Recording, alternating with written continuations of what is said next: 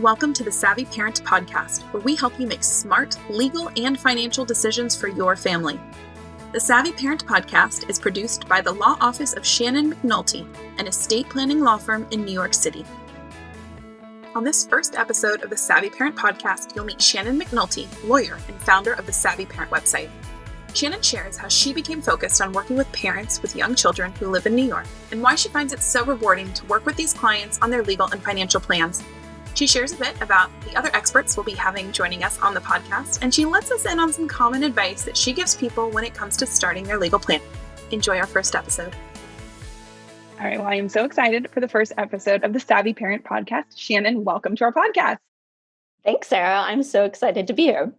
Me too. Okay. So before we get into what people can expect from the podcast, tell us a little bit about yourself. So I'm an estate planning lawyer in New York City, and my law firm focuses on helping parents put a plan in place to protect their family no matter what happens. So what that really means is we do estate planning, wills and trusts. And I've been doing this on my own for about 7 years now. I love that. I love how you're like, this is what we do. And then here's what it really means, because I'm a parent of 2 young boys. And so the areas that you work on and that we're going to talk about on the show are very important to me, the other parents that I talk to. And so I'm excited to chat about these things and learn right along with our listeners as we get into some of our topics. So who does your law firm typically serve? Like what are the clients? What do they like? Who do they have in their family? The majority of my clients are parents with young kids, so generally under the age of 12, I would say. That's probably about 80% of my clients. I have other clients of different types, but that's the majority of my clients, and they come to me because somebody told them they need to do a will when they have a kid. Yeah. I mean, it makes sense that you would serve a lot of families with young kids, because that is the time where life is completely changing and you realize that, I need to do some things. I need to handle some business, so to speak. So it makes sense that, a friend or someone else might say, you know what, you need to do this, and get in touch with Shannon. So that's exactly actually kind of what happened and how I ended up getting involved in that particular type of client with parents with young kids, is that I had a lot of friends who had kids and they were like, can you do my will? And then I just kind of realized that there weren't a whole lot of firms that were serving and really catering to this demographic.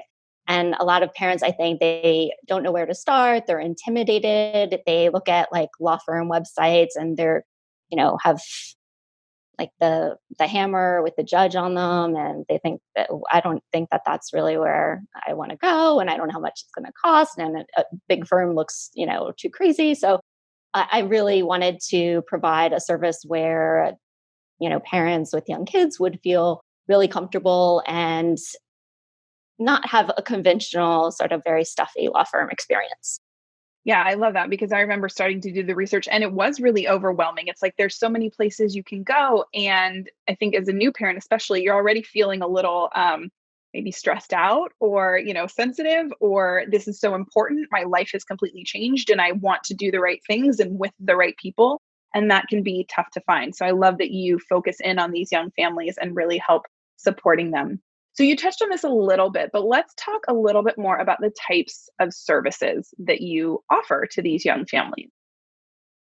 So what people come to me and say often is, they want to protect their family, and that's their goal. Like I said, often it's because somebody told them they needed to get a will. Often it's a parent that said, I'm going to disinherit you if you don't get a will. So they're not entirely sure what they exactly need. They just know they need something. And so my job is to kind of help them tease out exactly what they're looking for and how to accomplish that. Got it. And so you do estate planning, but tell us a little bit more, like, what does that actually mean? What falls under that umbrella? Because I think a lot of us think, I need a will, but we don't even know exactly what that would entail or what else we might need. So what sorts of services or products, for lack of a better word, are you helping provide the parents with?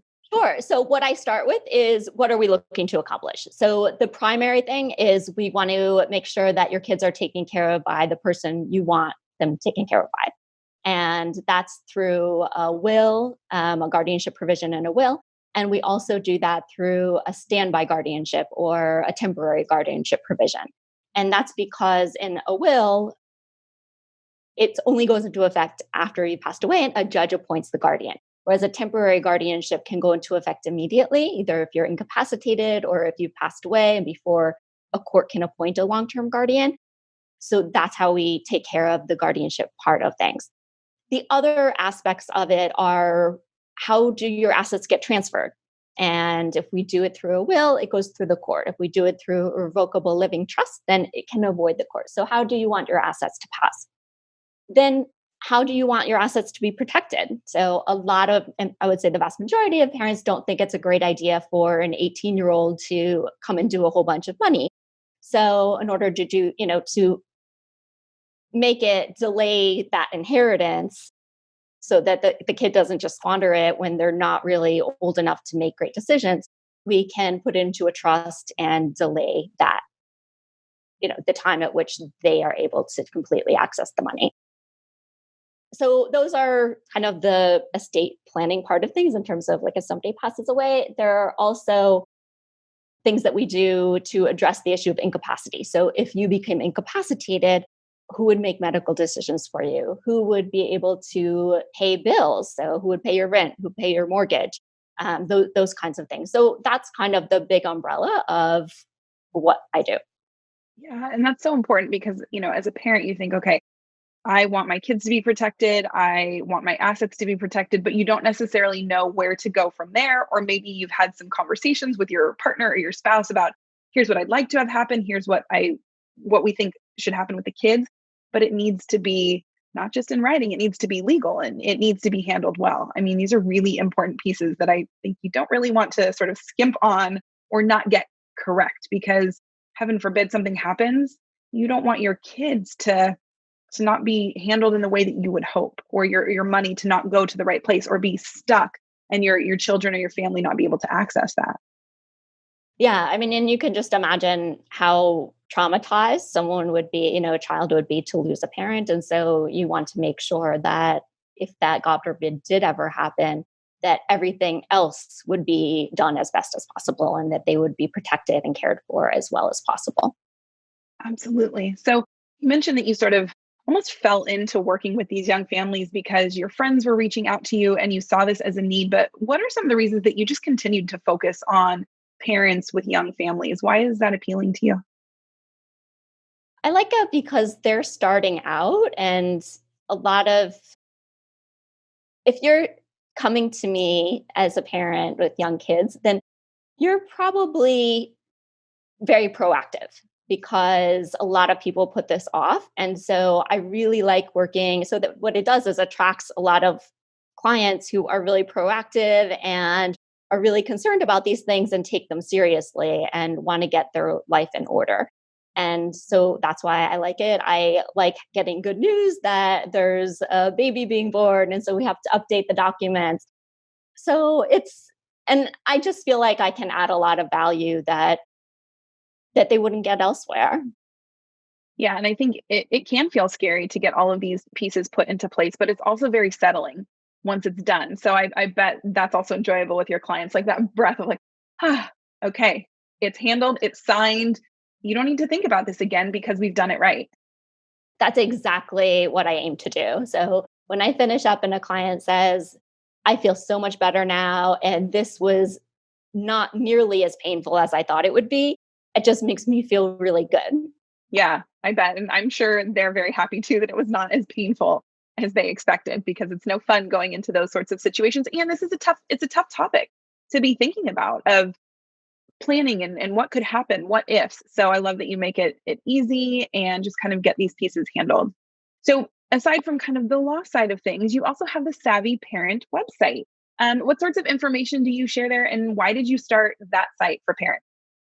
Sure. So the Savvy Parents website is a resource for parents to go to get information to make smart legal and financial decisions for their family. And the reason that I started it was that really in my work, I encountered so many different questions about life insurance, about college savings, about family law, all kinds of issues that sometimes I was equipped to answer. Sometimes I had to refer them to another professional. But I realized that there was no great resource online that had all of those things. And so that's really why I provided it, because I really wanted to. I mean, we get so much of our information online these days. So even before somebody comes to meet with me, often they've done quite a bit of research.